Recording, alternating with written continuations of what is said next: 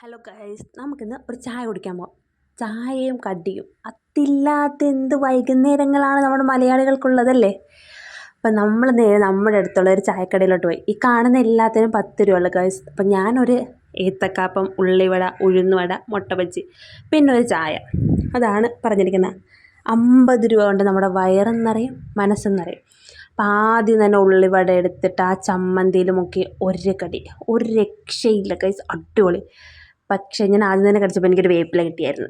വേപ്പില എനിക്കിഷ്ടമില്ല. അപ്പം ഞാൻ എന്ത് ചെയ്തു, നേരെ ആ വേപ്പില എടുത്തിട്ട് പാത്രത്തിൻ്റെ സൈഡിലോട്ട് അങ്ങ് വെച്ചേച്ച്. പിന്നെ എടുത്തു പറയണം ഗൈസ്, ഉള്ളിവട അടിപൊളിയായിരുന്നു കേട്ടോ. ചില ടൈമിൽ എനിക്ക് ഉള്ളിവട അത്ര ഇഷ്ടപ്പെടാറില്ല, പക്ഷേ ഇത് വന്നിട്ട് അടിപൊളിയായിരുന്നു, ഒരു രക്ഷയില്ല. അങ്ങനെ തന്നെ പറയാം, അടിപൊളി ഉള്ളിവടയായിരുന്നു.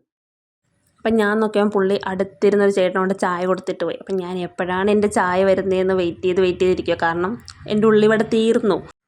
എന്തോ എൻ്റെ മനോവിഷമം മനസ്സിലാക്കിയാണെന്ന് തോന്നുന്നു ചേട്ടൻ ഉള്ളിവട തീർന്നപ്പോഴത്തേക്കും തന്നെ ചായ കൊണ്ടുവന്ന്. ചായ കണ്ടപ്പോൾ എനിക്കൊരു സമാധാനമായി ഗൈസ്. കാരണം ഞാൻ ഭയങ്കര ചായ പ്രേമിയാണ്, ചായ ഇല്ലാണ്ട് എനിക്ക് പറ്റത്തില്ല. അപ്പം ഞാൻ നേരെ അടുത്ത ഉഴുന്നുവടയിലോട്ട് കടന്നു.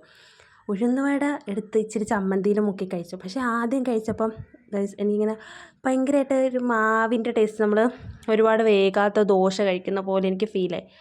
അപ്പം എനിക്ക് എന്തോ തോന്നി. പക്ഷേ പിന്നെ രണ്ടാമത് ഒന്നും കൂടി എടുത്ത് ചമ്മന്തിയൊക്കെ മുക്കി കഴിച്ചപ്പോൾ ഇല്ല, കുഴപ്പമില്ല, എൻ്റെ തോന്നലാണെന്ന രീതിയിലോട്ട് മാറി. എനിക്കതങ്ങ് ഇഷ്ടപ്പെടാൻ തുടങ്ങി ആ ടേസ്റ്റ്.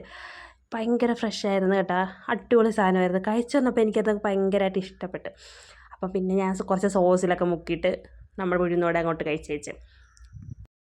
അത് കഴിഞ്ഞ് ഞാൻ അടുത്ത നേരെ കൈവച്ചത് നമ്മുടെ മുട്ട ബജ്ജിയിലോട്ടാണ് ഗൈസ്. മുട്ട ബജ്ജി ആ സോസിൽ അങ്ങോട്ട് മുക്കിയിട്ട് ഒരു കടി, വാവ്, എന്താ അടിപൊളി, അടിപൊളി മുട്ട ബജ്ജി കേട്ടോ, ഒരു രക്ഷയില്ല. അപ്പോഴത്തേക്കും ഞാനങ്ങനെ കടിച്ചിട്ട് വെറുതെ നിങ്ങളൊന്ന് കാണിക്കാൻ വേണ്ടിയൊക്കെ എടുത്തിട്ട് അങ്ങോട്ട് ഷോയൊക്കെ കാണിച്ചു. അപ്പോൾ ഞാൻ നോക്കിയപ്പോൾ അവിടുന്ന് കുറച്ചിങ്ങോട്ട് ഇളകി വന്നിരിക്കുക. അപ്പോൾ ഞാൻ അത് കുറച്ചങ്ങോട്ട് പറിച്ച് വെറുതെ ആ മാവായിട്ട് കഴിക്കാൻ.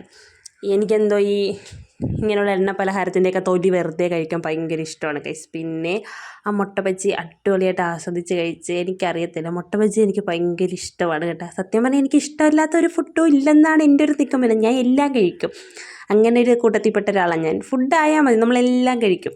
പിന്നെ നേരെ ഏത്തക്കാപ്പം എനിക്കാണെങ്കിൽ ഇത്ര വണ്ണം ഇഷ്ടമല്ല ഗൈസ്. എനിക്ക് ഇച്ചിരി സ്ലിം ആയിട്ടിരിക്കുന്ന ഒരു ഏത്തക്കാപ്പത്തിനെ ഇഷ്ടം. ബോഡി ഷേമിങ് ആണെന്നറിയാം, പക്ഷേ ഏത്തക്കാപ്പം എന്നോട് ക്ഷമിക്കണം, എനിക്ക് സ്ലിം ആയിട്ടുള്ള ഏത്തക്കാപ്പത്തിനെ ഇഷ്ടം.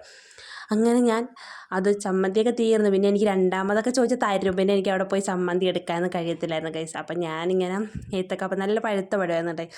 ഇങ്ങനെ പഴം ഇങ്ങനെ ഞെരടി കഴിച്ചുകൊണ്ടേ ഇരിക്കുകയായിരുന്നു. കാരണം എനിക്ക് ഇച്ചിരി കൂടെ സ്ലിമ്മായിട്ട് വേണമായിരുന്നു. അത് കിട്ടാത്തൊരു സങ്കടം എനിക്കുണ്ടായിരുന്നു.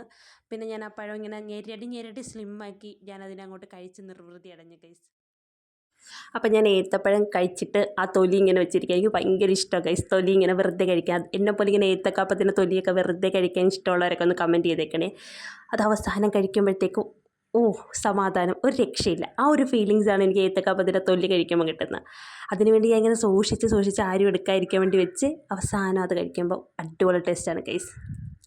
കടയുടെ ലൊക്കേഷൻ വരുന്നത് നമ്മുടെ നെയ്താജിക്കും അമ്പനാകുളങ്ങരയ്ക്കും ഇടയ്ക്ക് ഇക്കപ്പൻ്റെ ചായക്കട.